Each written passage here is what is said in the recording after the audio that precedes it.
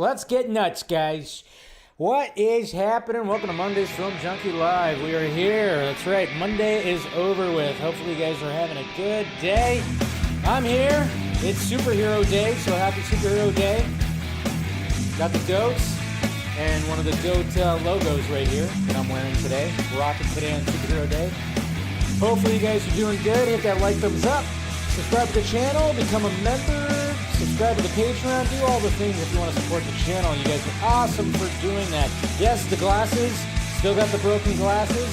So hopefully by the end of this week, I'll get my new glasses, but I don't know. We'll see. We'll see what happens. All right. Who's out there in the chat? This live stream is the best.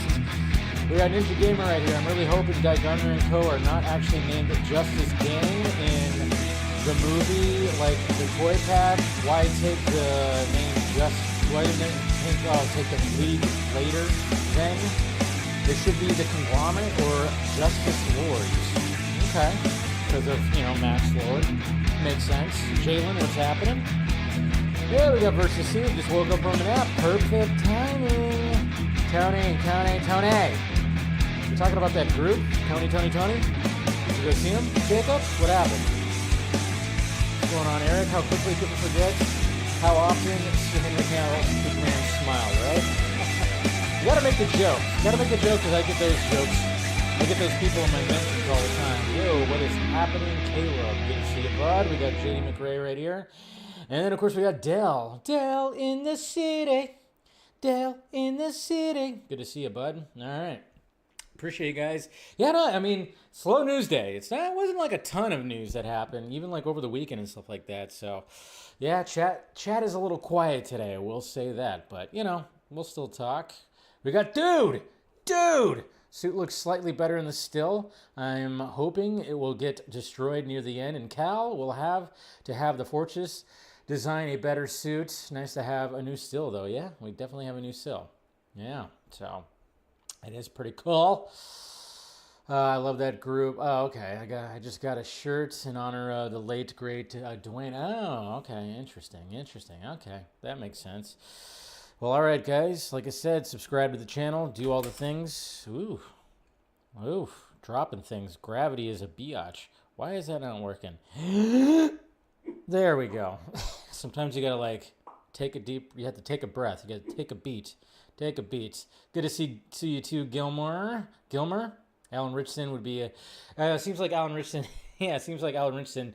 He's like always like a fan cast when it comes to a lot of things and stuff. So, did you hear about the Superman movie rumor? The internet rage raiders. Yeah, I'm not going to talk about that. I know that's like a lot of people are talking about that because obviously there's been test screenings. So of course there's going to be some things that are going to be coming out that are spoiler-esque. I don't want to talk about those, and I've seen what people were talking about, something that has to do with hashtag super shit, and I'm not going to talk about that because first off, obviously you need context, which I've always been a fan of, that context thing. So I'm like, all right, well, let's see what the context is when it comes to that. And I remember, Jesus Christ, how many times have we heard things about these superhero movies and we go, what the hell? That's interesting. And then all of a sudden it's like, well, get the context and then judge it by the context. I still remember when there was things when it came to like BVS and even Justice League where we were kind of going like, oh, wait a minute. He's doing something like that. Oh, interesting. And then even like a recent thing that was happening where people were having, of course, the crazy discourse when it comes to Snyder and Gunn fans. Somebody was passing around, a clip. I think it was like a little bit of a montage, but I think it was mainly a clip of Jesse Eisenberg's Lex Luthor and saying like this is like the worst casting ever. So then naturally everybody starts fighting with each other, saying that, no, it's perfect casting. No, it's not, doing all this. And it's just so funny because I'm like, to each their own. I totally understand why people did not like Jesse Eisenberg's Lex. I liked him. I thought he was a good Lex. It was something different. It was something pretty fresh, I guess you could say. But it's always funny when people are like, no, it's exactly like this. No, it's like, no, I think, again, let the artists do their thing. And you don't like it? Fine. Perfectly fine. But naturally, they're going to get the people who are going to take any rumors, any spoilers that they can and put them out there and shit all over it and all that stuff. And I'm like, okay, go for it, but I'm not going to really talk about that. So why do that? Arkham Knight, good to see you. We got Anna also in the chat, and also Monique. Good to see you. Good to see you. Good to see you. Good to see you. Yeah, I'm just like when it comes to certain rumors and everything, I'm just like, yeah, especially when they're trying to get them from people who actually went to those test screenings and then everything. So Jesse Eisenberg even said he wasn't a great casting. So, I mean, that's the thing. It was something different. That's what I appreciated, though, about Jesse Eisenberg as Lex Luthor. I thought it was, okay, they're trying to do something different. I mean, naturally, it seems like when it came to casting that and where they wanted to take Lex, I mean, it was kind of on the nose. It was a little on the nose when you're going, okay, we're gonna cast a young tech guy after The Social Network was a thing, and you're just kind of going, well, it's just a little bit more of a sporadic, what Jesse Eisenberg was doing in The Social Network. I don't know. I enjoyed it. Like I said, BVS it's one of my all-time favorite CBMs, so I had no issues with it, but I understand why people had issues with it.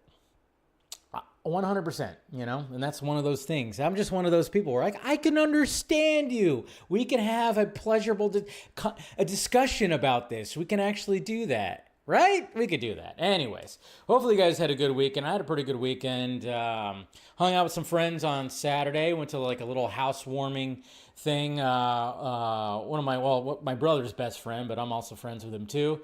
We went over there for a little housewarming, played like a little fun games and stuff, and that was cool. And then yesterday, my mom and my aunt came over, and my nephew and his girlfriend came over, and we had a little dinner right here, and we got a little bonfire thing. We're adding things to the house. We got a little mini bonfire thing, so we were doing s'mores and roasting marshmallows and stuff. So not too shabby of a weekend, not gonna lie. It was nice and cool. It was pretty cold, and we had a little storm that came in when it came to SoCal, but good times. So anyways, when it comes to Lex Luthor, I mean, and Nicholas Hoult has some big shoes to fill, but the thing that I'm, going back to the Lex Luthor thing, the thing about what I'm looking forward to when I'm looking forward to when it comes to Nicholas Holt's Lex Luthor is, I mean, they're going to go 100%. I mean, we're going to get that Lex that is that. I mean, I'm just thinking, I'm mainly just looking, everything that I'm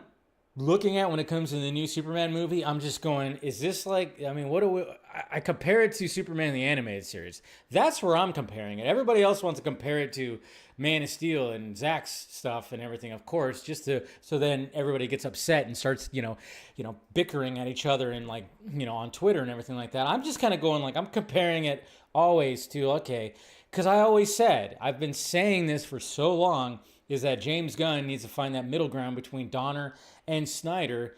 And I think a good middle ground is Superman the Animated Series. Try to bring that to life as much as possible. And from what I'm seeing, just from casting and just from stuff that I'm seeing, I'm going, yeah, seems like that is, a good measurable, something you can measure it by, like, right there. But hey, what can we do? Anyways, we'll see what happens. But hopefully, hopefully I agree. Michael Chiklis, he would have been a pretty interesting, from Superman. Yeah, wasn't really good. Was that Michael Chiklis? I think that was somebody else. I don't think that was Michael Chiklis, Del. I know Michael Chiklis is the guy from The Wire, right? And the guy who played The Thing. Yeah. But I know Rosenbaum's always been a top of the list when it comes to Lex Luthor's. I don't know, like Nicholas Hoult has some, he has some big shoes to fill, but so does David Cornsweet. And so does Rachel Brosnahan. I mean, they all really kind of do. Yeah, Michael Chiklis was in Gotham. I forgot what the dude's name was. It was the dude from The Walking Dead. He was in The Walking Dead. He played the last Lex Luthor. I forgot what his name. Oh, it was Michael. Oh, Cutlets. Is that what his name is? I have no idea what his name is, but yeah, there you go. I haven't watched the rest of Superman and Lois. That's one of those things I haven't gotten to yet, so eventually I will. So, but like I said, I'm just looking. Anytime that I get anything from Superman, I'm going, all right. I'm just putting it up to. I'm like Superman the Animated Series, and it just seems like that's what kind of James Gunn was big time referencing, obviously, All-Star Superman as well. But, all right, guys, let's get to some tweets right here. And right off the bat, we're going to talk about some Sam Raimi, because Sam Raimi is one of my favorite filmmakers. That's right. He made my favorite horror movie to date, which is the first Evil Dead. And I've loved Sam Raimi, of course, with the Spider-Man movies and, you know, the various other horror movies that he's also made. But he's got a movie that's going to be coming out that I'm kind of intrigued by. But it's kind of funny because it says right here that Sam Raimi has wrapped filming his next movie, Send Help, described as a horror version of Castaway mixed with Misery, starring Dylan O'Brien and Rachel McAdams. So already I'm intrigued for sure. But it's funny because it is coming out in January. It's coming out January of next year. And my thought, whoops, turn that off. My thought was that this could be one of those January gems. I always love it because obviously beginning of the year, we get a lot of like low budget horror movies in January, but sometimes you get some gems. I mean, we got some good January movies in 2025. I thought. I mean, like I said, and I might talk about this on Wednesday. I might do a ranking since we're like a third into 2025 and summer blockbuster season is literally starting next week with Thunderbolts. You could basically just say like, yeah, summer blockbuster season starts next or this week, I should say. That I might just do like a ranking or something, because honestly, I've been actually pretty consistent. If you guys have been keeping up on all my first reactions and everything, I've been pretty consistent on seeing a movie every week. And the only one that I could basically say that I really didn't enjoy was, Rachel, hi, Fun Police here. Yeah, that movie wasn't fun. But, hey, you know, I'm just saying, it's been some good stuff, but I guess we'll see right here. You know, anyways. It's all good. It's all good. Evil Dead. Someone said summer movie season already started. Yeah, I mean, I guess you could say that, but I don't know. I mean, that's the thing, is like it keeps on. I mean, you could say it started with Captain America. I mean, you can't really gauge. I'm just going like, hey, we're already a third into the year, and then, you know, and then all of a sudden it's like, okay, well, technically with Thunderbolts coming out, that could actually lead May. All right, let's just kind of look at it like that. I don't know. But you know who should not be listening to when it comes to box office? Teddy Sarandos. Good old Teddy. That's right. Co-CEO of Netflix. Shooting his mouth off yet again. You gotta love this guy because obviously, yes, I get it. He's the CEO of Netflix. So naturally, he's got to be like, oh, of course, everybody loves Netflix. And that is the truth. Everybody loves Netflix. Netflix is nice. It's convenient. It's cool that you can just go on there. You can find old movies. You can find new movies. And they've done a great job of course, providing a bunch of content when it comes to people at home. But I love it that he can actually, you know, choke on his words a little bit because, of course, good old Teddy had to say this right here. Netflix co-CEO Ted Sarandos says releasing movies in theaters is an outmoded idea for most people, and that Netflix is saving Hollywood. What is the consumer trying to tell us? That they'd like to watch movies at home. Yeah, keep them in the homes, right? Keep them locked up right there, Teddy, except for, well, look at the box office. Look what's been happening in the box office lately. Seems like people are actually going, I think I want to go to the movies. We got this vampire movie that seems to be killing it. We got this video game movie that seems to be killing it. Hey, even a re-release of a movie from 20 years ago. Also, we're going to go out and watch it on the big screen. I don't know. Maybe like when it came to the pandemic and everything, and we had a really low point when it came to all that. I think we're on an incline there, Teddy. And I think people still want to go to the movies because guess what? They want to get out of the fucking house. They want to get out. I don't know about you. I work from home. A lot of people work from home now.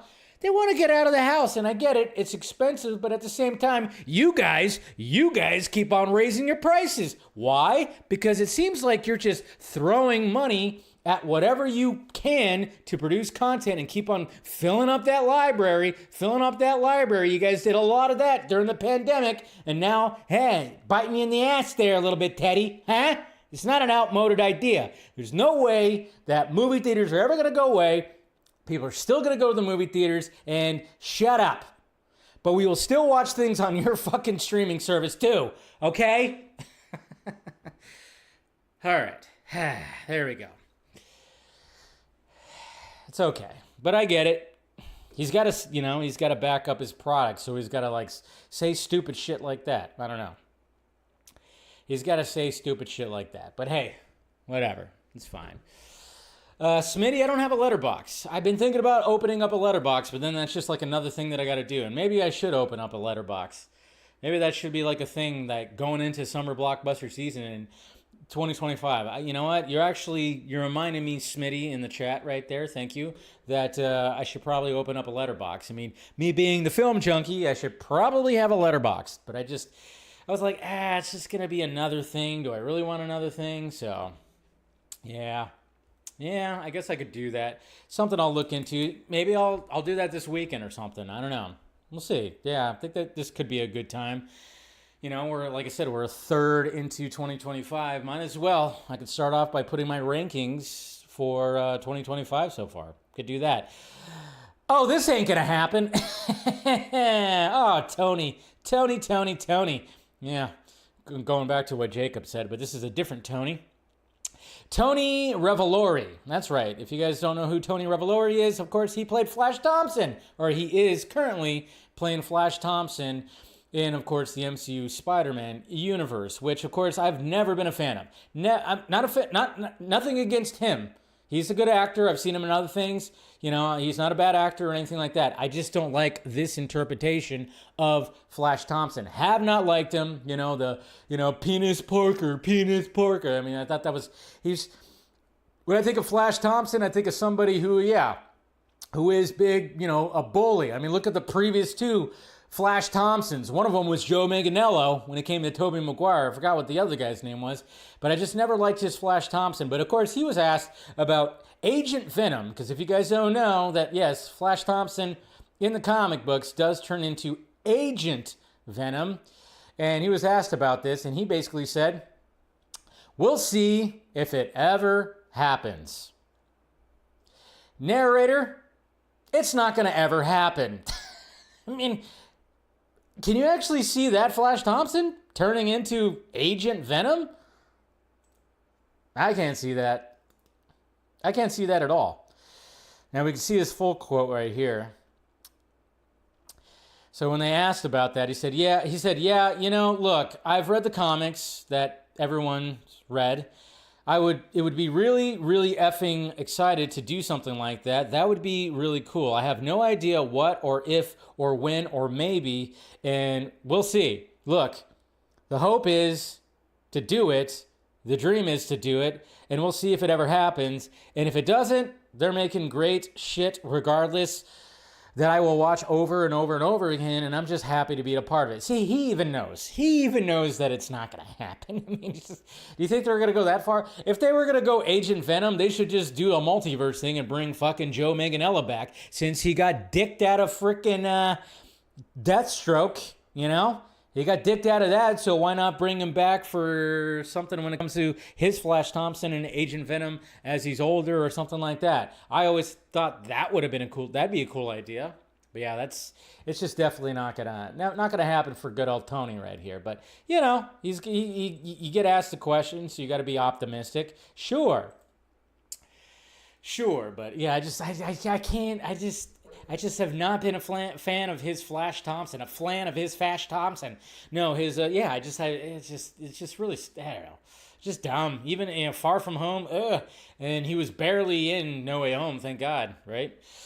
Nothing against him, like I said. But anyways, all right, who's a fan of Urban Legend? Do you guys remember 1998? And I think they made a couple of sequels that probably went direct to video, but Urban Legend was, we're now in the era of, hey, Scream has been successful by rebooting it.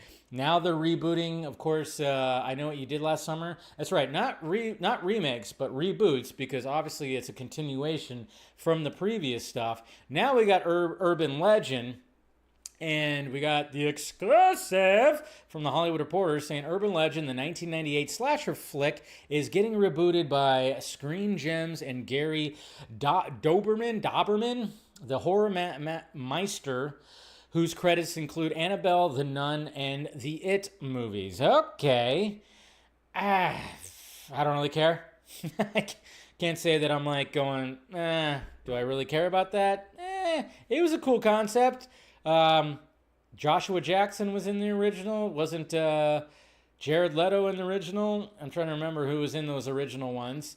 I mean, obviously they could do some kind of modern. I guess like the plot would be they're gonna do like urban legends. How do they hold up in the digital world that we live in currently right now with social media and everything?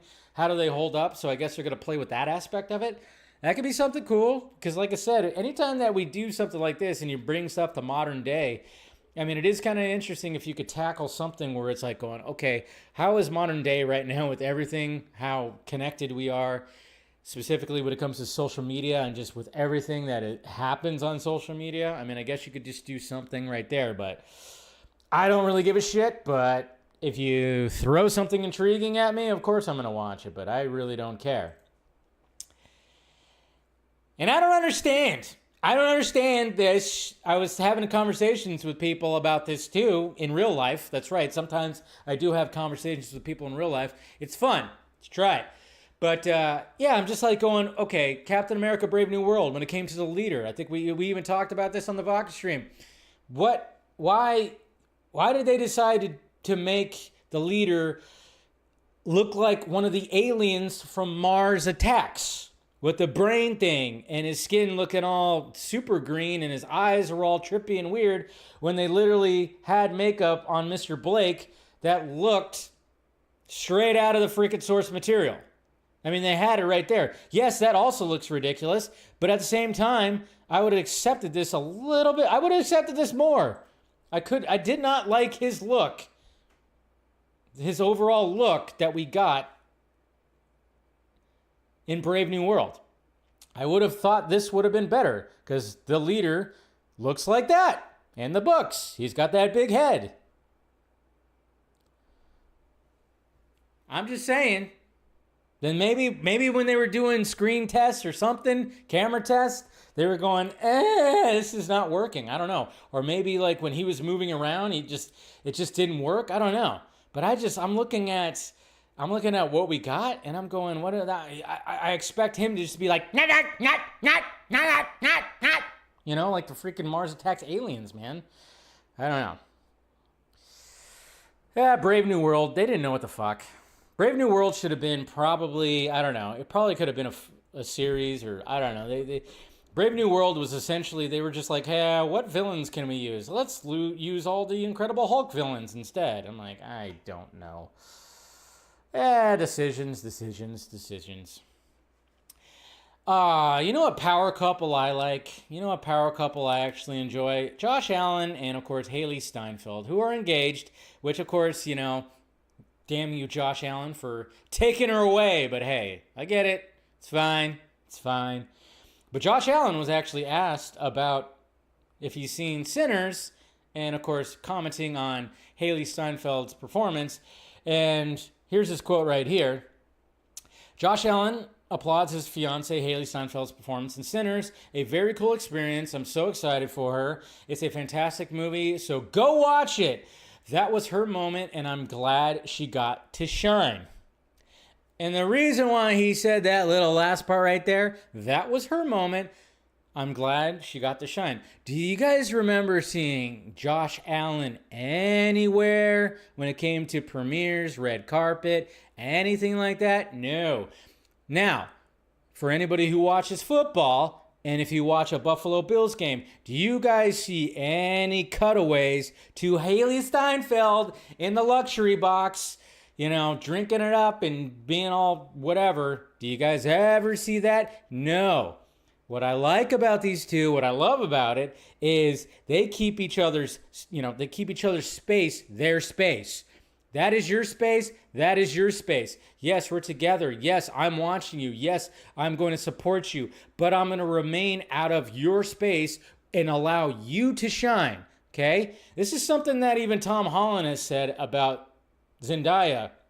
He'll go to the premieres of her movies, but he's not going to walk the red carpet with her because it's like, this is her movie, this is her time, and vice versa. So I really dig that too. Okay? Some of these other power couples should probably take note. Just saying. Looking at you, Travi and fucking, what's her name? Ugh. Tay-Tay should learn, right? So I love that. I just love that. More to take notes, people. Take notes. Some of those, yeah. That's what they should do, but they don't, of course. It's all about attention. Look at me, look at me, look at me. And then, of course, Jurassic World Rebirth, which, of course, coming out in July. And we got Alexandre Desplat. I don't even know how to say his name. But let's see, what else has this guy done? I forgot. I meant to bring up his IMDb when I was going to talk about this. Let's see, what's his name? Yeah, there you go. I forgot. He's a French composer. And what else has he done? He's done, of course, The French Dispatch recently. He's done some Harry Potter movies. He did Shape of Water. He did Grand Budapest. So he's renowned. Let's see. He did The King's Speech. He did Argo. He also did Argo. So this guy's been around and he's done some pretty great scores when it comes to, I mean, he works with Wes Anderson. Is it Wes Anderson? Paul Anderson? Thomas Anderson? Wes Anderson, yes. I always get the Andersons all freaking mixed up. But he works with the Wes Anderson a lot. And he's actually doing the composing on Jurassic World Rebirth.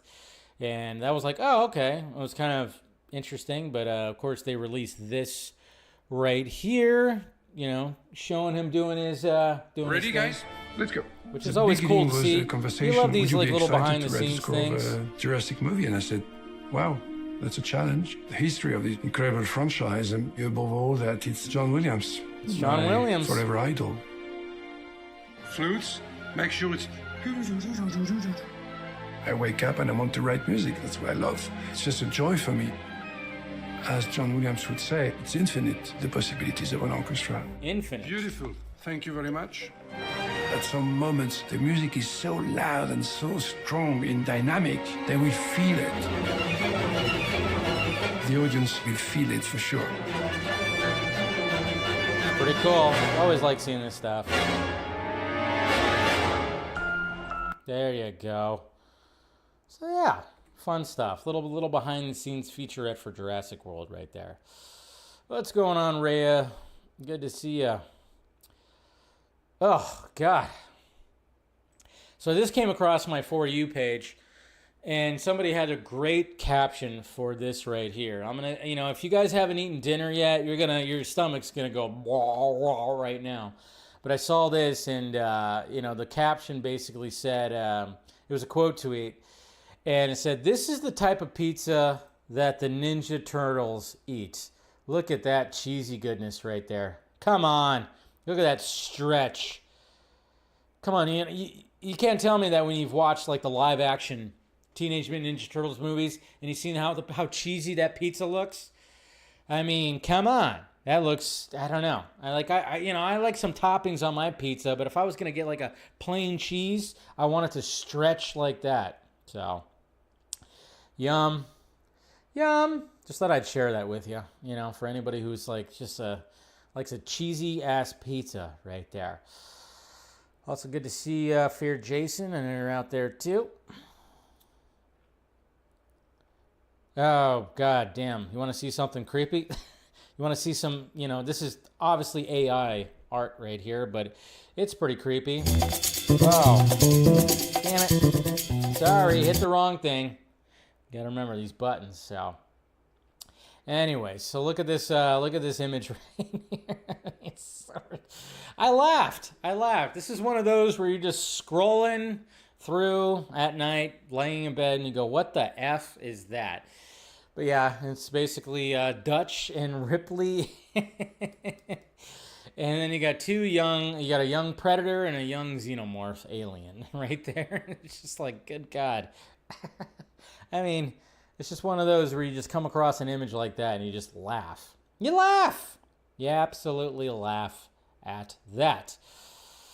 All right, guys, this is what we're going to be doing here, because it's probably going to be next year. I think it's going to be next year that, of course, the movie is actually going to be released. And the movie I'm talking about, of course, is Coyote versus Acme. Now, people were fighting for it. People were using a hashtag. They were going like, hey, let's get this thing released. And obviously, stuff's been successful in the past and everything. You get a little bit of a battle cry when it comes to some of these movies that are just written off. But luckily, Catch Up Entertainment decided to purchase Coyote versus Acme, which of course they released a Looney Tunes movie that came out earlier this year. I didn't catch it, sadly, because I had no idea about it. But we have Will Forte, of course, who stars in Coyote versus Acme, and he said this right here.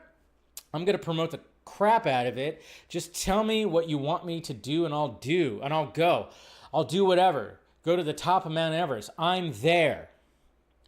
I say we all should do that. Promote the crap out of it. It's supposed to be coming out next year.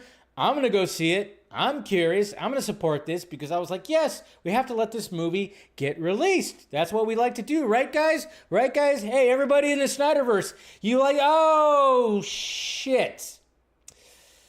This movie's co-written by James Gunn. Oh, fuck. Well, I guess you guys are going to be silent about it. Who cares about this movie then? Damn it. Well, I'm still going to do it. Screw you guys. But, yeah, I'm definitely going to go ahead and do that. But, yeah, so I'm just saying I'm going to promote the crap out of this, just like Will Forte, because, hey, it was a win. It was a win for the filmmaker and the cast and crews involved, and that's what it's all about, folks.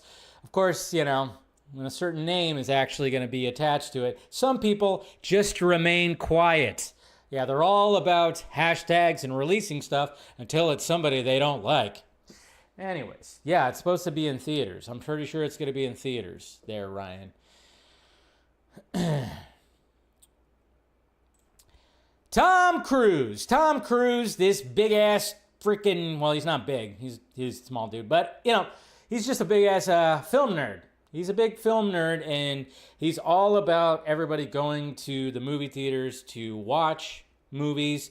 He wants to promote that. He wants to always talk about that and going to the movies and having that experience. And then, of course, he wants to bring us an excellent, cinema experience with his movies. We were watching Top Gun Maverick yesterday, which I hadn't watched in a few months or whatever. It's been a bit since I watched Maverick, and I tell you what, that movie is just like, when you're just watching, especially that final act, that the mission, when they go on that mission and everything, the way that plays out, the way it's edited, everything, it's just so I mean, when you saw that on the big screen, it was absolutely amazing. But this is what's cool, what's awesome about Tom Cruise. He was showing his support for Sinners. Congratulations, Ryan, Michael, and to the entire cast and crew. Must see in cinema and stay through the end credits. And, of course, he wants to let it be known that, yes, purchase the ticket. Purchase the ticket. He's got his receipt right there. Make it be known. Oh, come on. This thing's acting slow. He knows cinema. Did he purchase that through the church? Anyways, nah, just kidding. Just kidding. Hey, sometimes you got to make those jokes, but whatever. But I love it. I love that he's like a big, he's a big film nerd. He wants people to go out to the movie theaters, and it's like, yeah, it's great. I love it. And of course, I can't wait for his goddamn movie, which, jeez, it's awesome.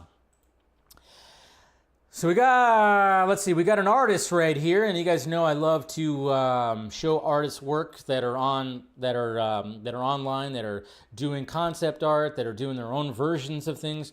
especially when it comes to superheroes. And then, of course, today being Superhero Day, this is pretty cool to show right here. And I've talked about his artwork and displayed it, done video, cut out clips and talked about it numerous times on Film Junkee Live. But we got Job Hutts right here. And apparently, wow, he got a nice little surprise, because it's always cool when you read something like this, especially when you're logged off, you're doing something and you're getting blasted. All of a sudden you're looking at your phone and you're wondering, why am I getting so many notifications? Well, this is what happened to Job Hutts right here. I was with my family when my friends started to DM me about this. I had to run to my room to cry, tears of happiness. I can't describe how I'm feeling right now. Thank you so much, James Gunn. This was the best gift I could get after all I've been through lately. And that's James Gunn on Instagram showing Job Hutts' poster right here, which of course is like the DC Studios logo, but it's Corn Sweat breaking through those chains. And he showed it. He put it on his Instagram right there. So pretty cool. That's got to be pretty awesome to see when you're making art for this movie. Very much looking forward to this movie. And James Gunn sees it, appreciates it, and shows it off, and of course tags him as well. So that's pretty good. And I love that art too. He does really good stuff. But yeah, can you imagine that? And then of course, it sounds like he's been going through maybe some struggles lately. That had to be just like such a big, huge thing. I mean, my God, I can't even imagine how great that that must have felt when he saw that happened. Just pretty crazy. All right, guys, joke time. Joke time. It is Superhero Day, and you guys know that my favorite superhero, of course, is Batman. So we have a joke right here that's apparently written somewhere. I just retweeted the image. It's not my joke, but it's a good joke, and I've probably heard it before, but it was written somewhere. You know how like sometimes when you're walking along a street and there's like a bunch of bars and restaurants and they have like a little chalkboard thing that's like sitting out there? Well, we got a little joke right here when it comes to whatever bar this was, whoever took this picture that had that little chalk thing. And, it's good. What does Batman put in his whiskey? Just ice! Ba-dum-bump. All right, yeah.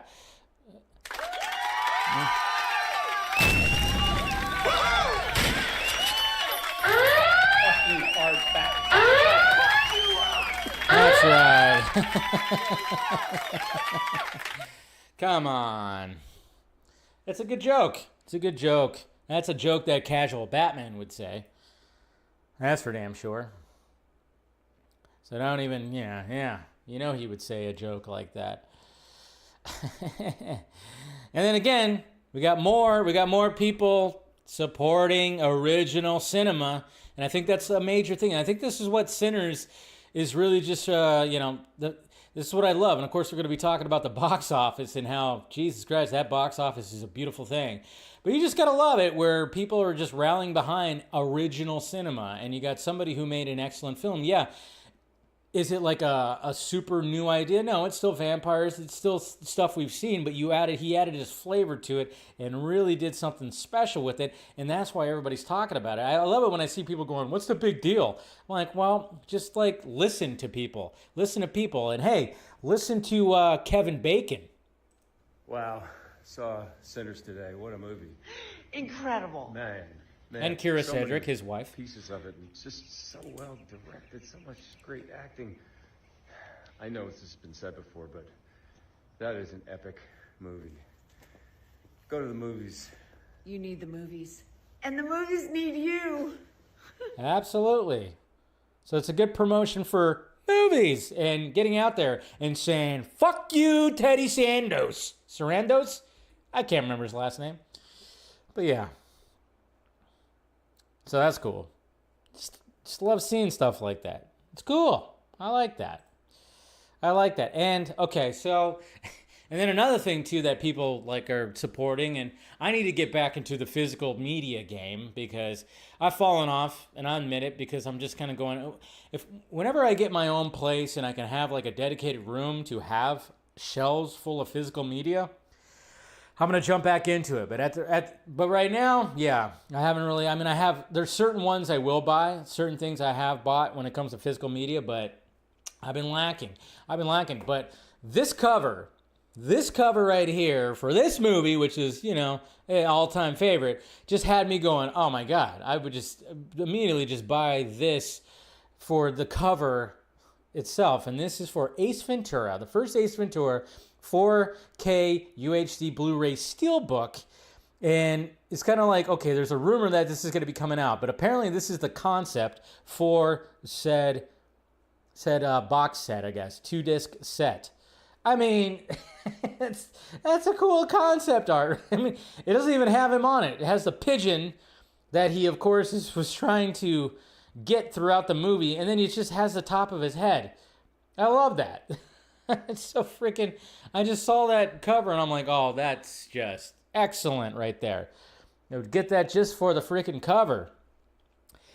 And I'd imagine that Blu-ray would actually have the cutout scenes, because there are numerous cutout scenes that you could see online. You could go and find the cutout scenes for Ace Ventura, because anytime they showed Ace Ventura on network TV, they would show cutout scenes.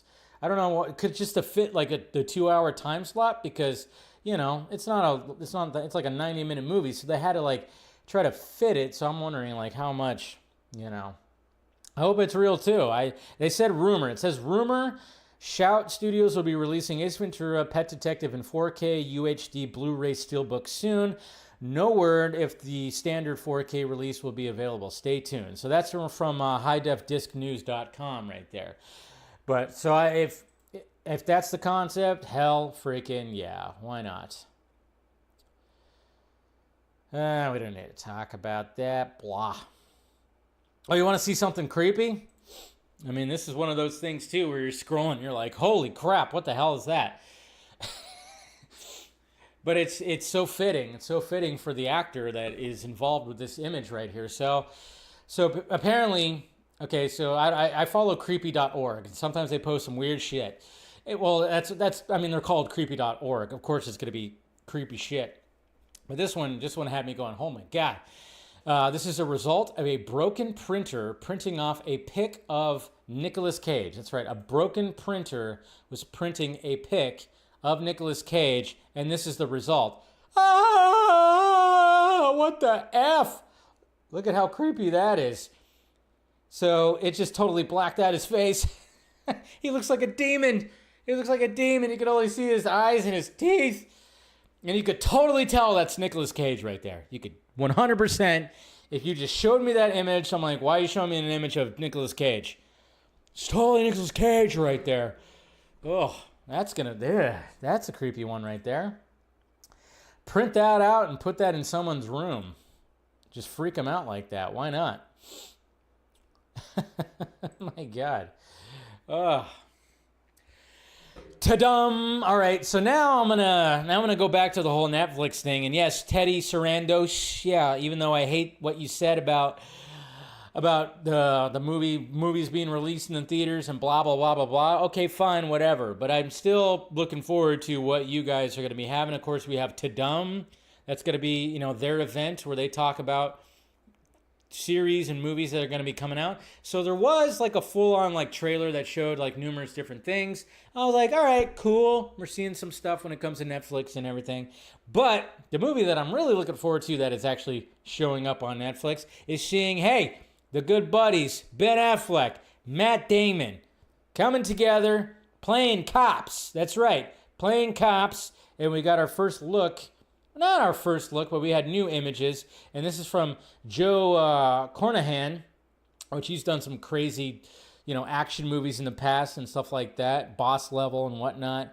But we had like a couple of shots right here when it came to good old Benny Affleck, and then of course Matt Damon right there. So it's gonna be cool to see these two working together on screen again. And then, of course, it says right here, the film follows a group of Miami cops who discover millions in cash in a derelict stash house, releasing later this year on Netflix. Hell yeah. And then, of course, you have like Enola Holmes, the Frankenstein movie, Guillermo del Toro's Frankenstein movie. You saw like a couple of shots of Oscar Isaac, who plays Dr. Frankenstein. You saw a couple shots like that. I think they obviously they talked about Stranger Things season 5, which, my God, taking 10 years to do 5 seasons. Crazy. And then this is going to be crazy too. That's right. Dwayne Johnson, man. We get a trailer tomorrow. It's going to be interesting because, Dwayne Johnson's had a rough couple of years, I would say. I would think that when it comes to Dwayne Johnson and the fact that he was like becoming like, oh yeah, he's the biggest movie star. But then people started going, all right, Dwayne, are you going to do something different?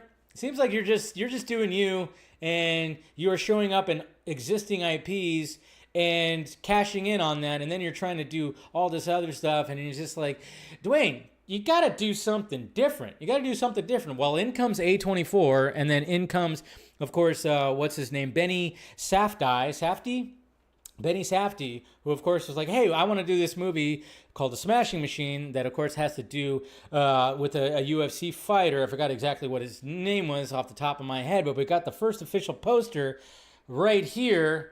And I'm like, okay, cool. And I even thought, too, I was like, okay, look at that. I mean, first off, he's got hair, which, of course, we already saw the behind the scenes. We already saw the first image. But we're getting the first trailer tomorrow. And I'm just kind of going like, all right, Dwayne Johnson, DJ, trying to prove yourself a little bit here. So hopefully it's going to end up being something good. But it's a good poster. I like the poster. Emily Blunt, also cool, too, so... Looking forward to that trailer. We'll see what happens. I mean, if you follow me on Twitter, I'll probably just give like a little review of it right there. I'm not going to do any kind of reaction or anything like that, but it looks pretty cool. What's going on in here, Jake? Good to see you. The Rock is catching major heats. Yeah, I know. Yeah. Oh, yeah. I mean, like, it wasn't even that long ago. It was like a few months ago where I talked about, I had a topic on Film Junkie Live where I was like, I forgot what it involved. Like I said, I do so many of these streams and everything, I just forget. But I remember specifically having a topic about Dwayne Johnson and how I was saying that people are kind of turning against him now. Like, he's not the people's champion as he once was. I mean, obviously, when it came to the Black Adam stuff and DC things, and he lost out on that. And then, of course, you have the UFL stuff, which that's not really working. He had something else. Oh, yeah, him and the Oprah thing when it came to the Malibu fires.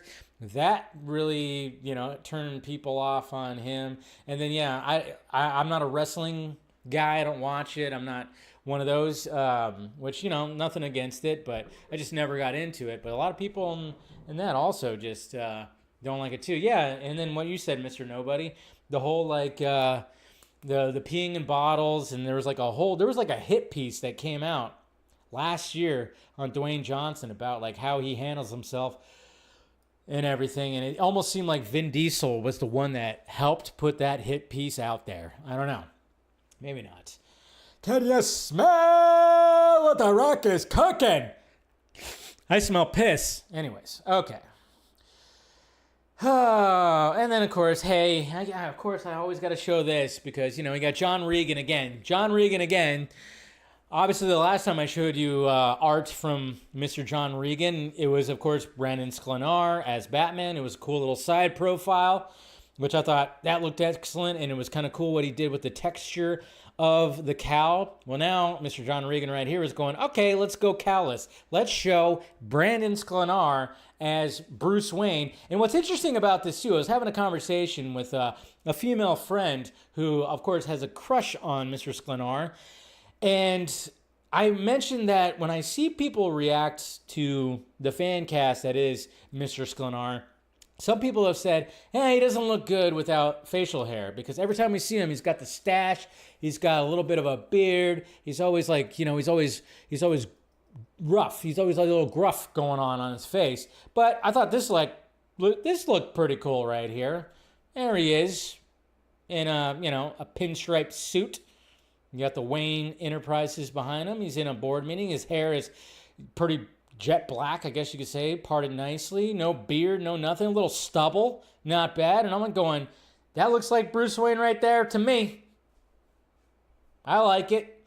I had no idea, and it was because of Mr. John Regan right here, had no idea that that series about making The Godfather that starred, God, I can't remember his name.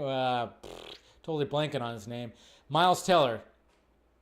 That was called The Offer. I think it's called The Offer.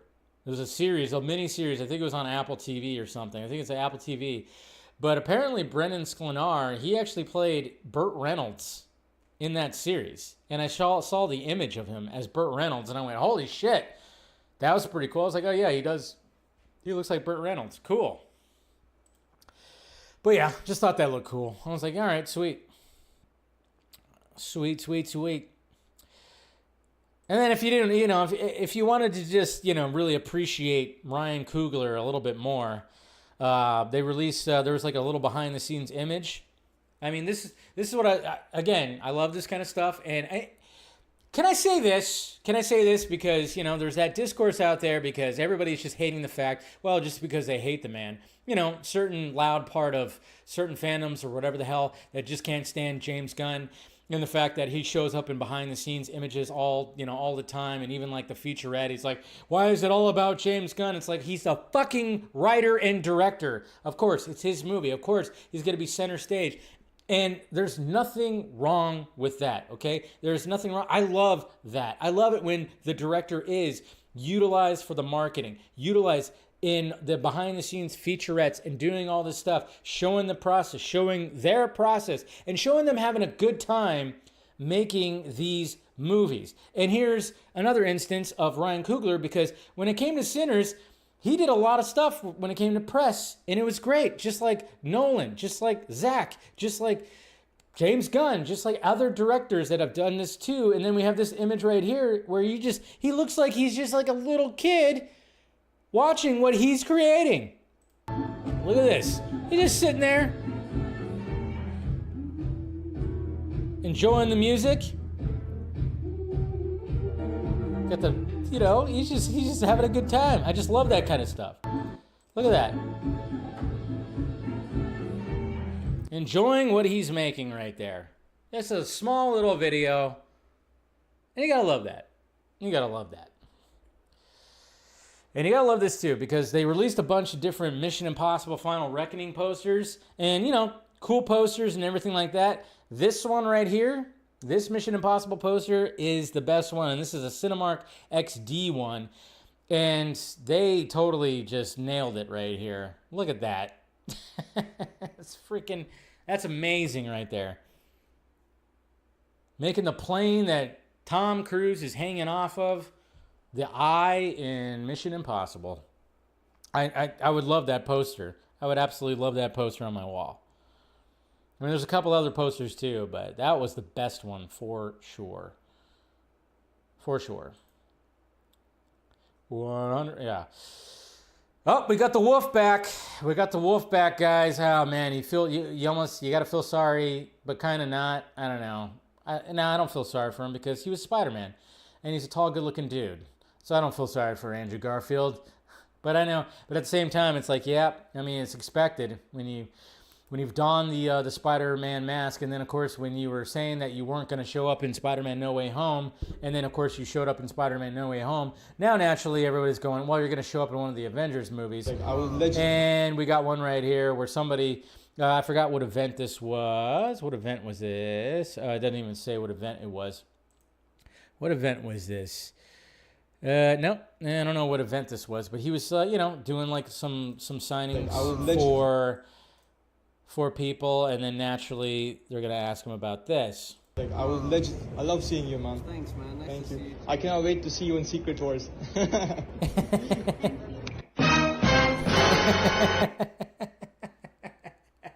Of course, he's just like, ha ha. It's so funny right here. He looks like the leader right here, right? Jesus Christ. Yeah, remember those previous images of what's his name as the leader? It kind of looks like that. Obviously, it's because of the camera and stuff like that. But I was like, whoa, it's a long... I mean, the way that camera angle made him look like the leader right there. But naturally, of course, he's just going to laugh that off. Is he going to show up? Who knows? So we got Joseph Kosinski, of course, who did Top Gun Maverick. He's got F1 coming out this year.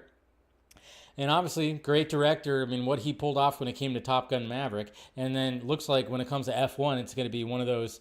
I think that's actually going to be, the dad blockbuster movie of the year for sure. Looks really good. But guess what his next movie's going to be? And I'm just kind of going like, all right, we'll see what happens, because I forgot who was writing it, but Joseph Kosinski is actually going to be making a Miami Vice movie with Universal. That's right. He's going to direct. Who was going to freaking write it? What they say? Damn it. I don't know. I forgot who was like writing it. Somebody was writing it. Somebody got it. I'm totally drawing a blank. I remember seeing, why didn't they put that on there too? I saw it somewhere else. Who was actually writing it? I totally forgot. But the only thing I will say though, let me see here. Miami Vice again? Yeah, but you got to realize there, Monique, that Miami Vice movie you're referring to, the Michael Mann one, that came out in like 2008. It's been a while. But I'm also saying, do not sleep on that Michael Mann Miami Vice movie. That is an excellent movie. Dan Gilroy, that's right. Dan Gilroy is the one that's going to be, he's the one that's going to be writing it. Danny Gilroy. But yeah, don't sleep on that Michael Mann. Don't sleep on the Michael Mann one. Because I think I've always said that was an excellent movie. I've always supported it. I always thought it was great. Colin Farrell, Jamie Foxx. Let's see. Jesus Christ, what am I looking at here? It was 2006. Okay. So yeah, like I said, don't sleep on that movie though. Do not.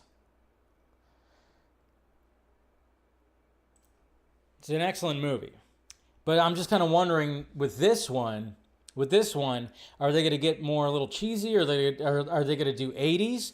Because, you know, the Michael Mann Miami Vice, that was like modern day, and it was taken very seriously. Like it was just showing Miami Vice, and yes, you had Sonny and Crockett, like, you know, as the leads, but there was nothing. I mean, they could have totally did like the Starsky and Hutch thing, like they did with Ben Stiller and Owen Wilson. They could have did something like that, but they decided not to do that.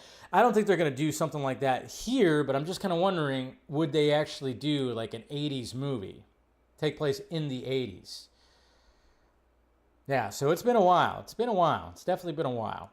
And then we got Dev Patel. Dev Patel is, he's going to be making another, he's going to be directing another movie, another revenge tale, an action thriller.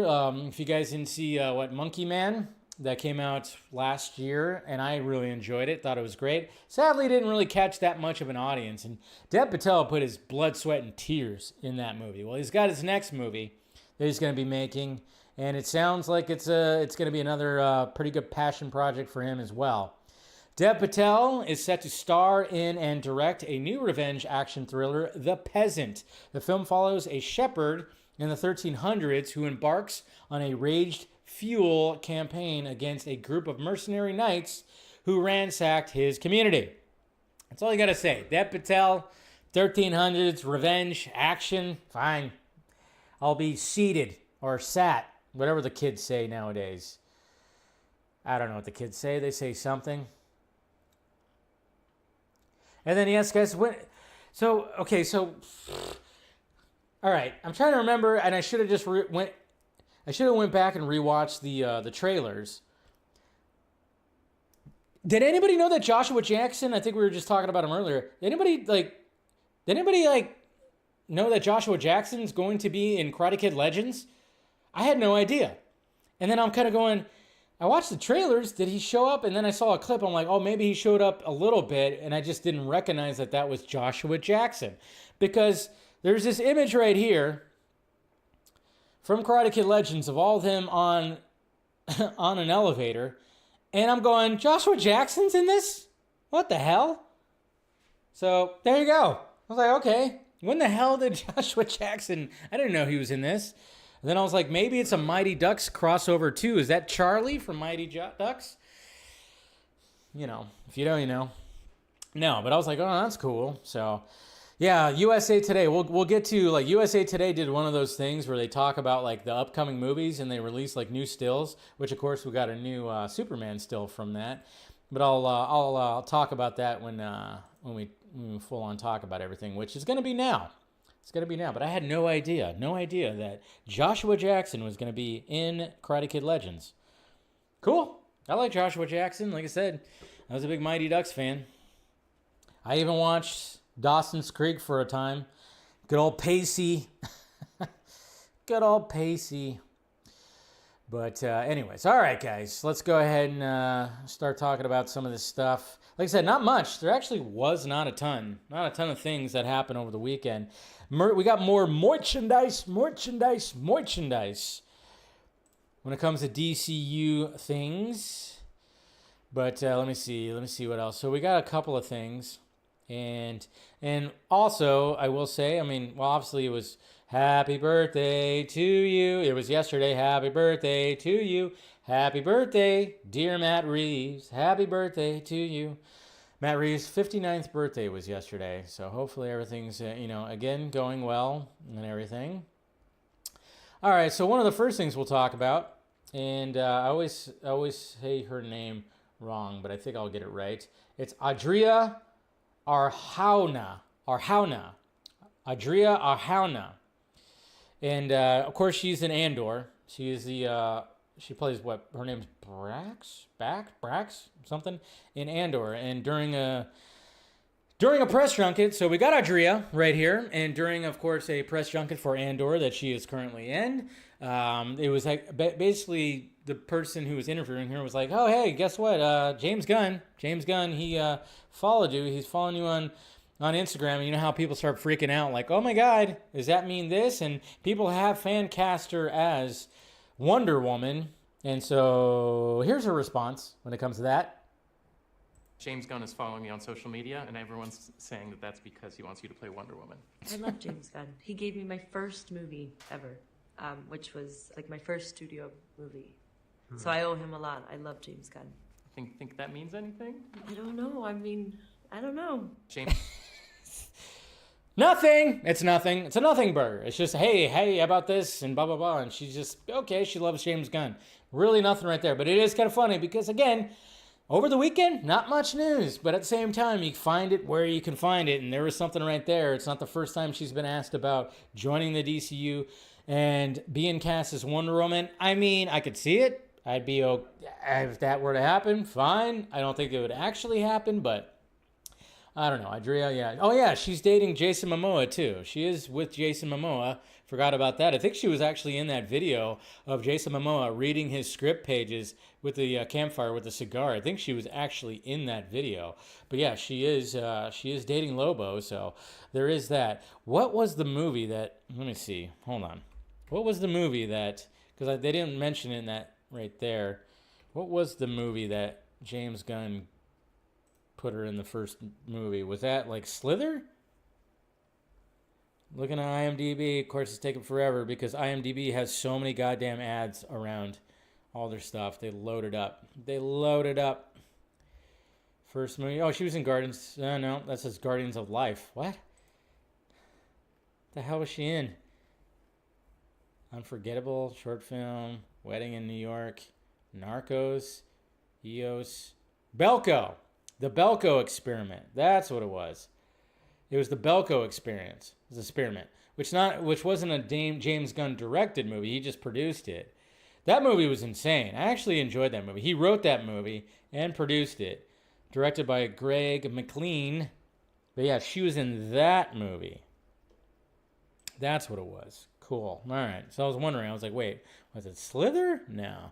It was that movie. So, okay. Yeah, like I said, don't sleep on that one. Actually, that one was pretty insane. It was a pretty insane movie. I think I saw it twice. I didn't see like a ton, yeah. But, yeah, he wrote and produced it. Didn't direct. So, okay, so we got all that. And, yeah, I mean, like I said, it's just, we'll go through some of these, I know DCU updates here on Twitter. They were posting more merchandise. And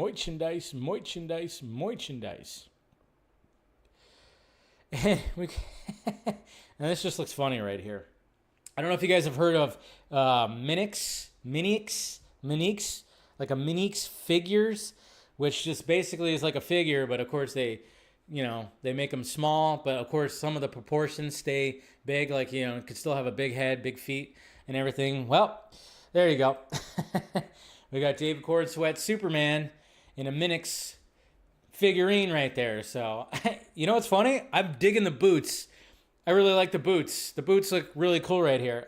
But yeah, I mean, those were pretty funny. I actually have like versions of that, but not quite. I think I don't know. Am I Michael Keaton Batman a Minix? I don't think it's a Minix. I think it's similar to a Minix, but yeah. So there's that. There's the Minix for David Cornsweat Superman. $32 if you want it. So it's like this. It's like, it says it's 12 centimeters. So it's like, it's relatively small, and it's $32 if you want to get that. Minix. I don't think my Michael Keaton's a Minix, but it's kind of similar because I have a Michael Keaton. I forgot. I don't think it's a Minix. It's another one, but he's got like kind of a big head. His face is big. He's got big lips, I love that Michael Keaton one. And when I saw that, I was like, I have to have it. His eyes move too, which is pretty cool. But there's the Cornsweat one right there. And then we got a couple of things. We got some pens. You want a pen? You want a Superman pen? What's cool about these, though, is just like the box and everything else that comes with it. So these are those specialty pens right here that you can get. Let's see. These are branded pens from Ferris Wheel Press. And, of course, you get some inks, Heroic Blue, because this is where you actually dip the pen into the ink, old school. And then, of course, it was noticed that, hey, we got a new decal right here when it comes to that. So, just other little random things. And I think, is there anything else? Let's see. Yeah, I think that's pretty much it when it comes to that. Oh, yeah, there was this too. We got a Superman. We got a 12-inch Superman. Did I just say that like that? Yes, I did. I said a 12-inch Superman. That's right. Superman, that's going to be 12 inches. But don't get too excited. I'm not sure it vibrates. But there you go.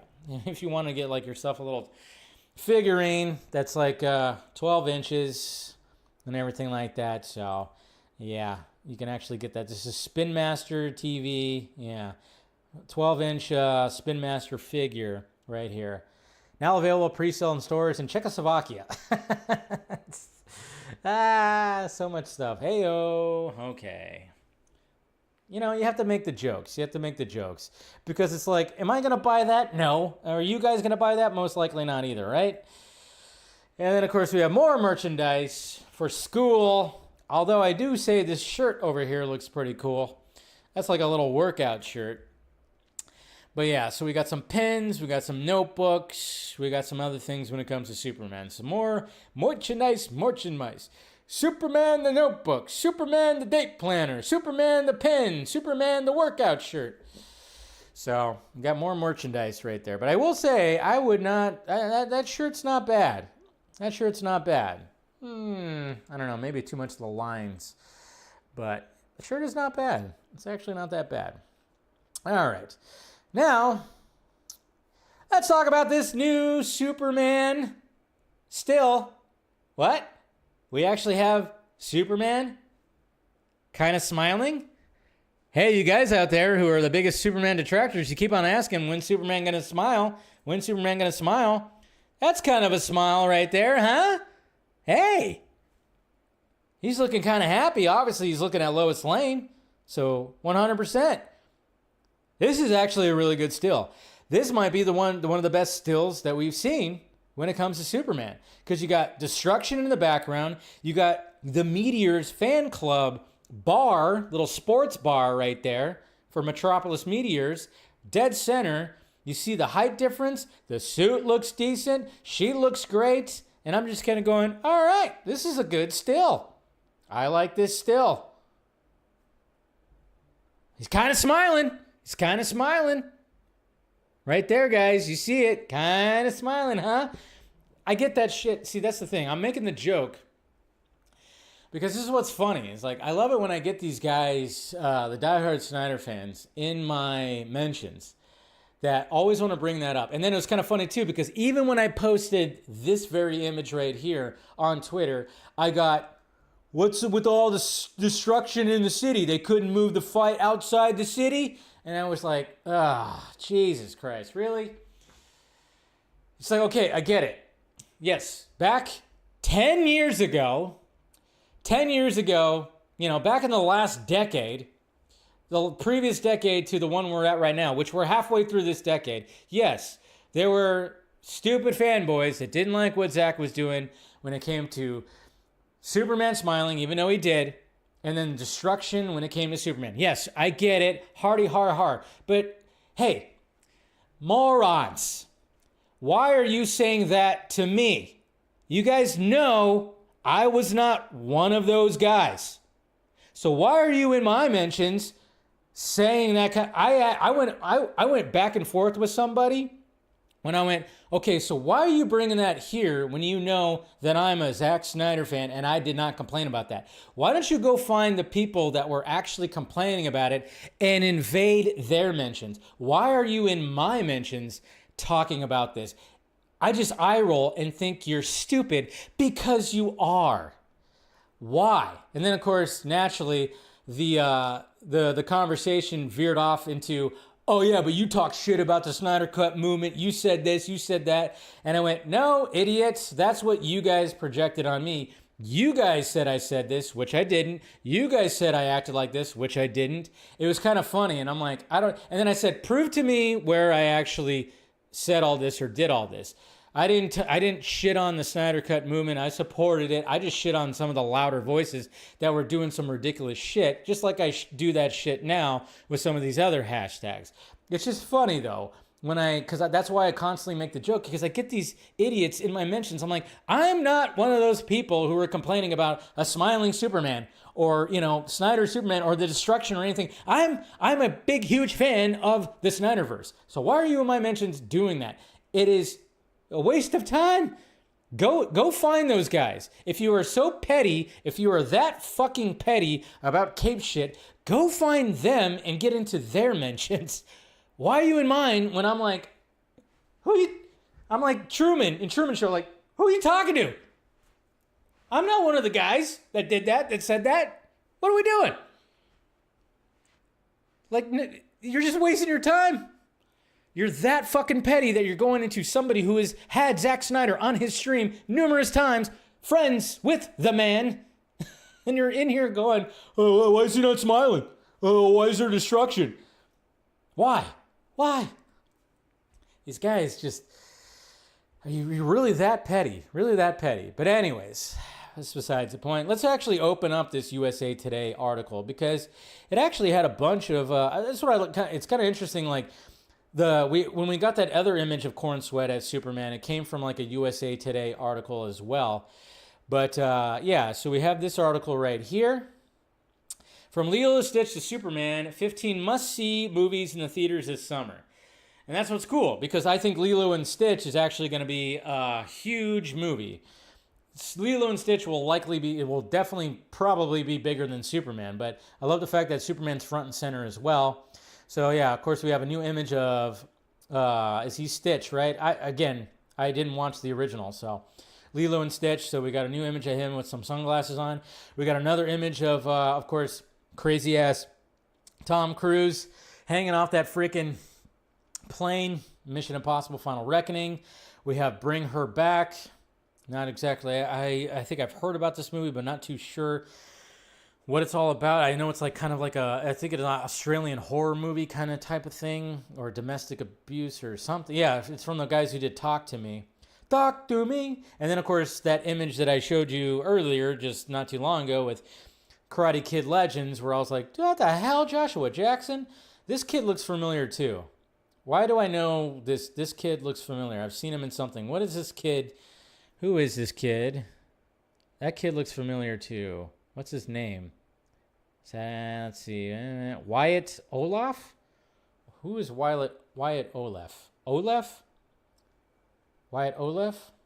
Nobody cares. Superman will flop. Super Gun will flop. We got Special K right there. Nobody cares, but yet you're in my chat saying that. So obviously you care a lot. You guys care more about the movie than the people who are excited about it, Special K. But hey, okay. Then, of course, we got the Phoenician Scheme, which this looks pretty funny. Wes Anderson, of course. Got a new still from that. So we got a new still from Ballerina.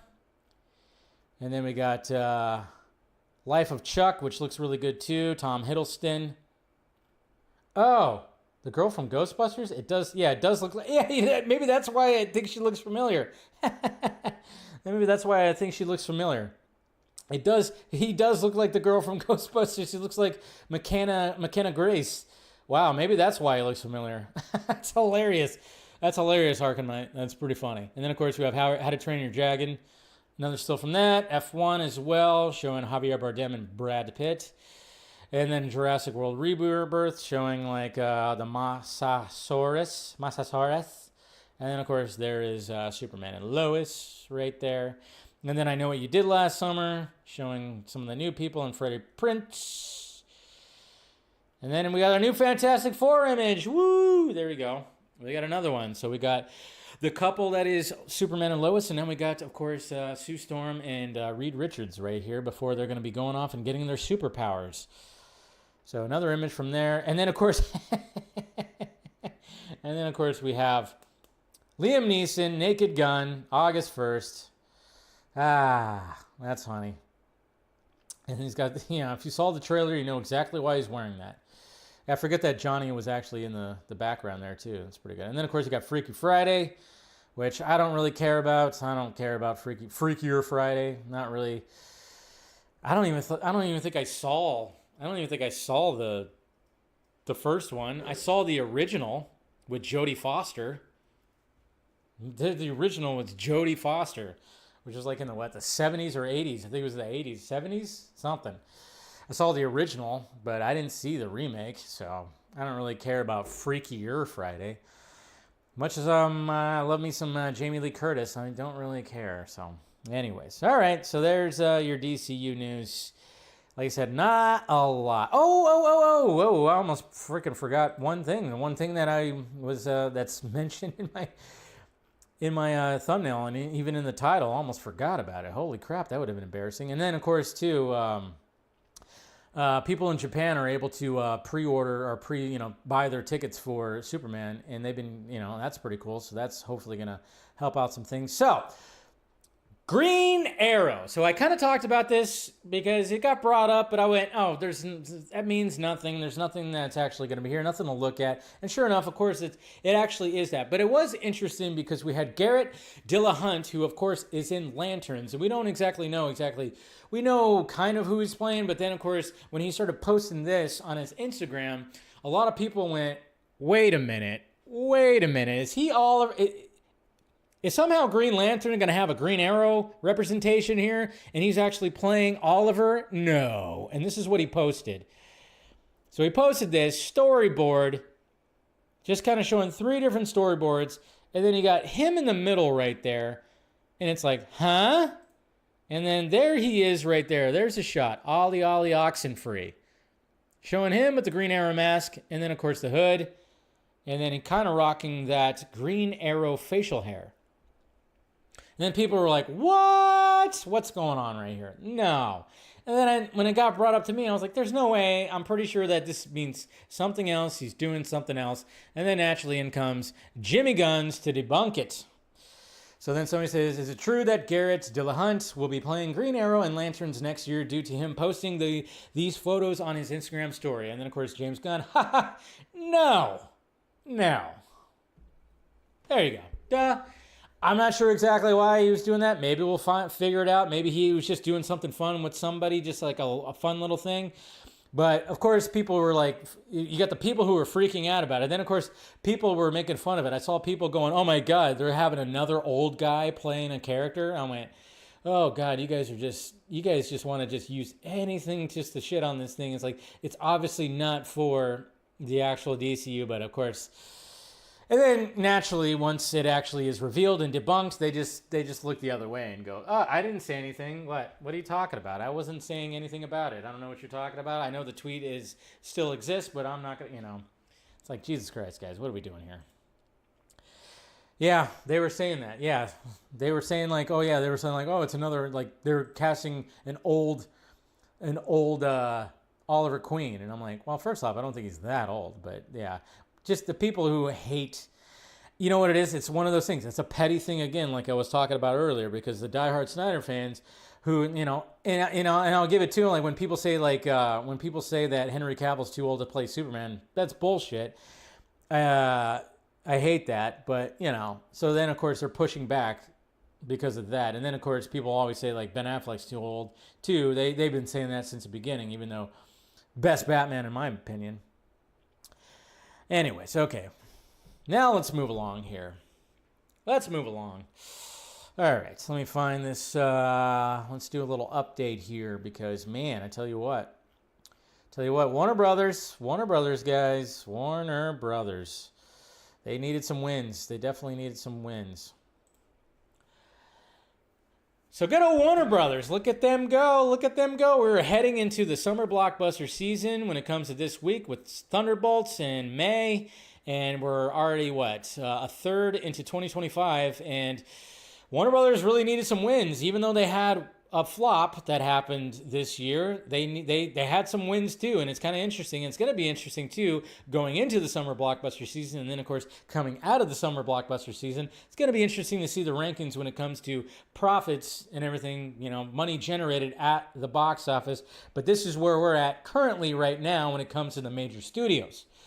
Warner Brothers is number one with $576.7 million. Disney is at $493.9, even with Snow White being a flop. Universal's at $213.7, Sony's at $163.1, and Paramount is at $119.3. So there you go. It's distributor race right here. Box office crossed. Says the box office has crossed the $2.2 billion mark, which is now up 11.6% to 2024. And that is, of course, thanks to like Minecraft and Sinners and everything like that. So box office is looking better this year, which is good. It's good. It's good. And still predict, yeah, it's going to be interesting to see what the summer blockbuster season has. I mean, obviously we have Thunderbolts, which is going to do better than Captain America, most likely. And then, of course, we have Lilo and Stitch, which is probably going to do gangbusters at the box office. Universal has Jurassic World. And, yeah, it's just going to be a lot of things. But, I mean, Warner Brothers, what's good about Warner Brothers is obviously Minecraft is likely going to maybe hit $1 billion. Sinners, we're going to talk about it a little bit. But Sinners doesn't seem to be letting up. So they're having some wins right now, which is good. Again, I know there's people that just hate Warner Brothers. And I still... because I thought we always wanted the Warner Brothers ship to be corrected. And it seems like that Warner Brothers ship is being corrected. Yeah, Zazzy Pants, not the best CEO. I'll give you that, for sure.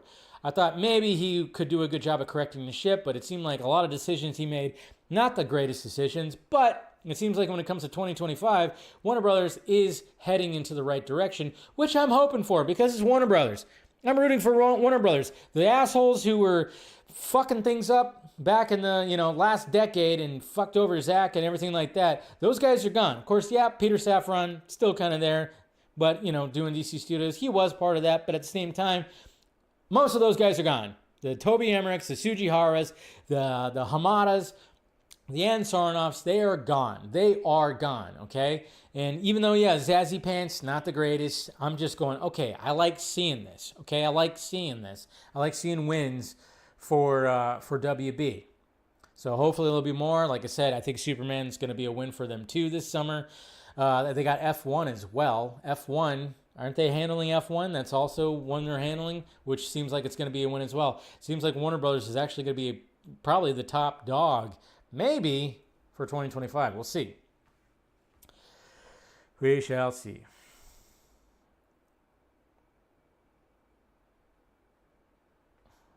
Bad move. Oh, well, we got another Gunn fan in the chat right now.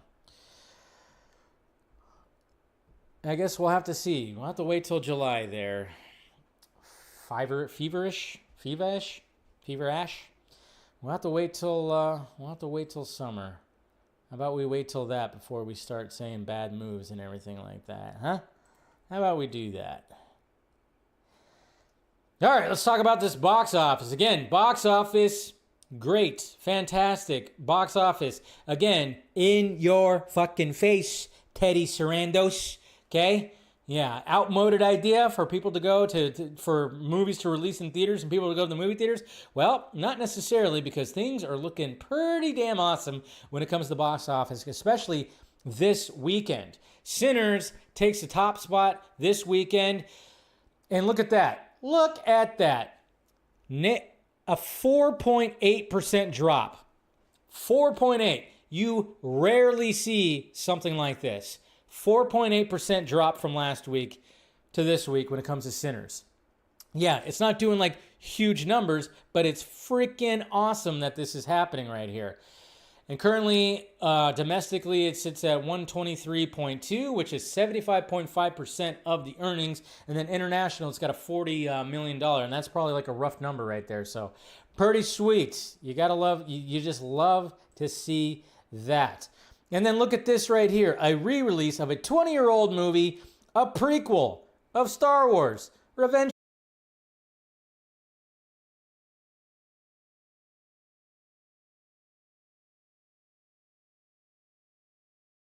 $1 billion right here. It's at $815.9 billion. And they're doing some smart things. Apparently they're gonna be doing something called block party screenings, where they welcome people to join, to sing along with the songs and to yell out and go crazy when it comes to all the memes and everything. So, stream died? Wait, what? Someone say the stream died? Am I still live? Every time okay, wait a minute. What are we doing? Oh, it just glitched. Okay. All right, just a little glitch. All right, moving along. Froze for a second, I know. Eric tends to just think like the whole thing just crashes and burns when it just a little bit. Anyways, okay, so we got Until Dawn, which of course is David F. Sandberg's little time loop, little movie right here. And yeah, it didn't really quite make a splash, which I didn't think it was going to, but it made $18.1 million altogether. I'm not sure what the budget was, but it was going up against so much, but it came into number 5 right there. So, you know, not too shabby though. I mean, that's a good box office right there. That's a pretty damn good box office. So, yeah, it's just like I said, it's interesting that, I mean, Sinners, a negative 4.8 drop. That's it. Just a 4.8 percent drop. And I'm like, wow, a lot of people, you don't see that. You don't see that. So it's definitely going to have a lot of legs. I don't think it's really broke. It had like an $80 million budget as well. So I think it had an 80. So it's pretty much at the break even point. But then, of course, yeah, people are just loving watching old Star Wars as well. So not too shabby. Not too shabby. Oh, wow. Well, there you go right there. Feverish art. I mean, there you go. So he's hating on James Gunn and saying all this stuff, you know, James Gunn, big mistake. But hey, the new Lois Lane has some nice breasts. Wow. Way to be mature about things there, bud. But okay. Let's just ignore that. Jesus Christ. Sometimes I wonder, like, why would you hit send on that? I don't know, but hey, yeah, okay. Just the way it's worded. I mean, you could say she looks good, but just to basically just to zero out that, like, what the fuck? Like, she's a good-looking woman and everything like that. I can understand that, but Jesus Christ. Yeah, so you hate on James Gunn, but then, okay. Anyways, it sounds like you're more immature than he is. Okay. My God. Anyways. All right. So, The Last of Us, episode 3, of course, of season 2. And so, obviously, with last week, that what happened, obviously, the big, huge, yeah, Probably the best episode of the series, I would say, and I even said that last week. And you know, of course, if you haven't been spoiled with it, naturally it was too hard to avoid that. I mean, there was no way you were going to avoid that, especially since it was the second episode of the season. And it's, you know, that takes balls for them to be like, oh yeah, we're doing this already. We're not going to drag this out. We already know, people who played Last of Us already know that, yes, Joel sees the business end of a fucking golf club. And yeah, so now we get to see the aftermath of that, which, yeah, when it starts off and everything, you see Ellie in the hospital and she's all effed up too because she got messed up. And then, yeah, that's a pretty heart-wrenching part when she like wakes up in the hospital and she starts yelling out. Heart-wrenching. There's something that happens in there. But I'm just saying the way that they now, okay, so now with this episode, it's basically there's like a little bit of a jump, a little bit of a, you know, like a 3-month jump, which is whatever. And then naturally, Ellie just wants revenge. She wants revenge on Abby and that whole group. And she wants to bring it to the council to be like, hey, can I get a group of people to head over to where they're at? Because Dina kind of knows, she has an idea of where they might be. And then naturally, it's ruled against to not have a group of people venture up to Seattle. So then we get them to venturing up and some shit goes down. Won't say what it is. But you see another group of people. And it's kind of interesting how I'm kind of curious to see how that all plays out. But another good episode. It's a slower episode because last week's episode was just absolutely insane and all this and kind of intense and everything. My God. So good times, still great. But yeah, it's going to be interesting to see as we move forward now that we don't have, I mean, obviously there's going to be flashbacks where we get Joel in there. We'll see some flashbacks with good old Pedro, but man, I tell you, it's going to be interesting to see how it all plays out and how it works without really having his presence there. That's what I'm kind of wondering. Why are you watching someone talk movies if you hate Hollywood? Yeah, see, I don't get it either, but hey, I guess you could thank for the views. Hates Hollywood, hates James Gunn, but likes Brosnahan's boobies, apparently. It's interesting. Like I said, sometimes I wonder, I'm like, what? All right, let's see what we got here. Okay.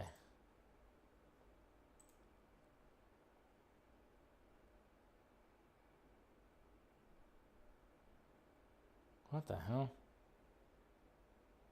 All right, I have no idea, but I got some weird people.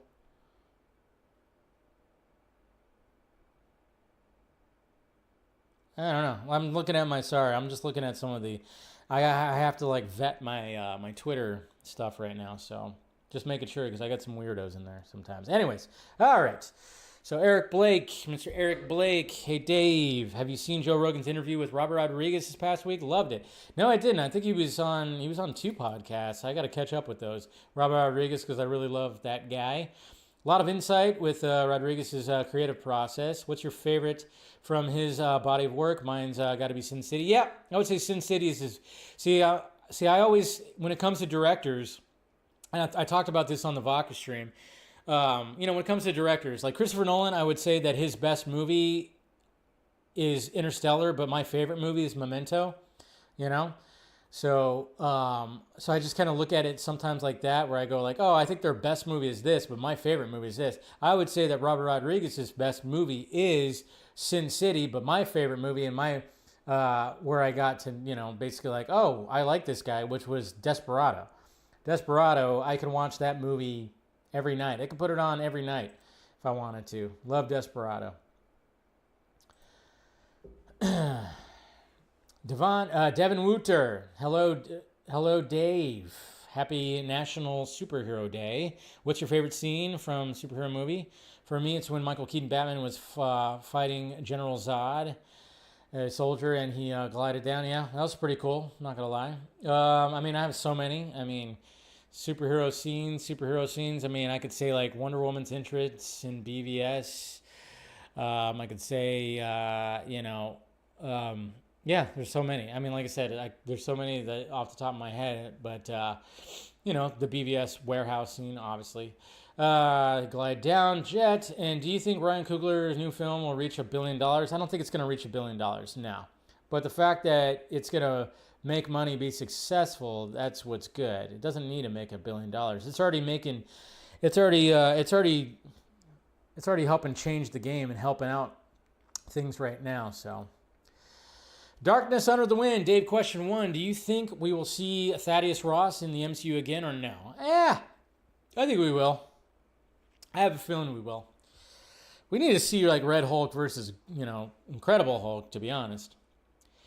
Question 2, do you think Abby should live or die in the end of this current season or survive and die in the next and final season of Last of Us? I mean, if they already were just like going, hey, we're not going to hold back and we're just going to follow the source material to a T. Now, I don't know exactly, obviously there's probably a time where maybe that does happen. I don't know. So I think they're just going to probably follow. And I wouldn't be surprised if it probably would be at the end of this season. I mean, I don't know if I guess you could say that's a spoiler, but I mean, it's already out there. The game's out there. It's hard to avoid some of these spoilers when it comes to Last of Us when they're following the game pretty closely. The Stagehand, do you think Gunn is hiding cameos from characters in Superman? Oh, yeah. Definitely is. He definitely is. Mr. Nobody, hey Dave, I'm sure David Cornsweat Superman will crack a few jokes here and there, and everybody knows Superman's secret ability is to be super cheesy. Of course.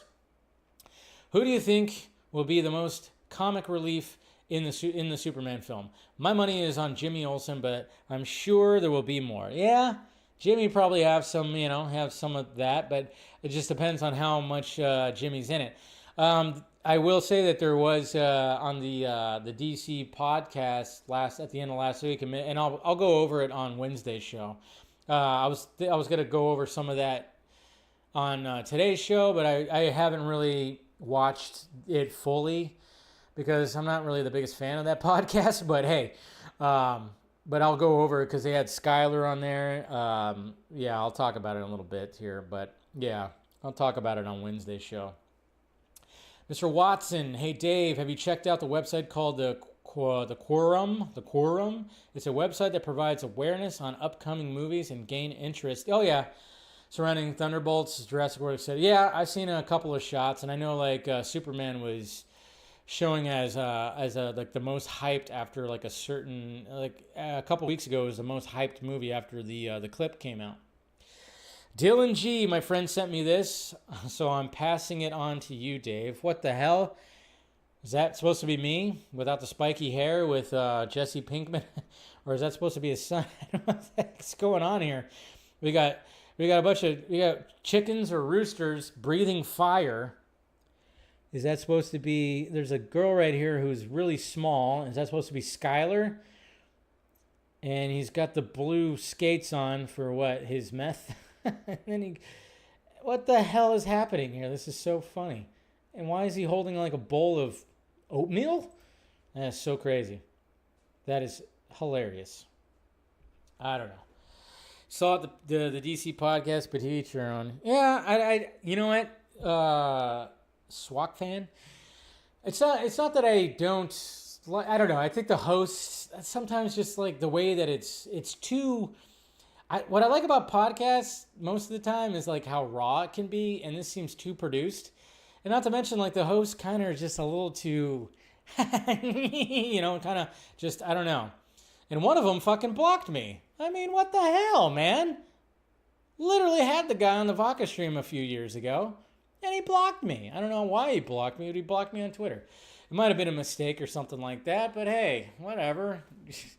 But I don't know. Sometimes it's just a little difficult to watch just because of just how, I don't know. But, like I said, I'll go over it on Wednesday's show. So there's more? Yeah, it was Coy. Yeah, Coy blocked me. I found that out like last week. I was like, what? He blocked me? I don't see any more questions. I see I see trolls. That's it. I see trolling stuff. That's it. So I don't see any more questions. Yeah, I think what happened, like when it comes to Koi, maybe he just did it by accident. Because I think what happened was, and that's what I'm gonna kind of assume, because like I said, I've talked to the guy, met the guy. He's a nice dude. He might be a little over the top for me sometimes, but I'm just saying, like, I think I got caught up in some kind of message thread where somebody tagged me and was giving me shit and him shit, and then I responded. So I think he just blocked. He just goes on a blocking spree, and I got caught in the crossfire. So, but yeah, we'll go over what they said. There wasn't really that much. I actually had it brought up right here because I was thinking about like talking about it, but I figured since where was I? All right, I must have closed out the window, but yeah, I did. I totally closed out the window. Damn it. Let's see, what was it? The DC Studio Showcase. But yeah, we'll go over some of that. Well, yeah, there it is right there. Yeah, the showcase. I mean, it's going to be interesting because I'm sure when it comes to the showcase, Talk to me if I would say like... James Gunn's going to probably show up on it again. David Cornsweet, Brosnahan, probably. But this one had Skylar Gisondo, Beck Bennett, and of course Michaela Hoover. So they just kind of talked about their characters. Like I said, their characters, obviously are going to have a presence. They have the whole Daily crew, the Daily Planet crew. But yeah, so I don't know. We'll see. We'll talk about it more on Wednesday's show because we're out of time here. We're already like going on almost 2 hours. So, all right, guys, let's go ahead and wrap this up. Appreciate you. Let's see. Hit that like, thumbs up. Do all the things. If you want to support the channel, become a member. If you want to support the Patreon, I will be posting a post show on my Patreon. I always do like a post show about like about an 8-10 minute video talking about the show, talking a little bit more about things and everything. So if you want to support the Patreon, go for it. Much appreciated. And thank you to all those who have supported the Patreon and of course who have become members as well. You guys are awesome, and have a good rest of your night. Have a good Tuesday, and I'll see you right back here on Wednesday, and we'll talk about some more nonsense. We'll talk about what they said in that DC Studio Showcase podcast, and, hear them talk about their characters. All right, guys. Love ya. Talk to you later.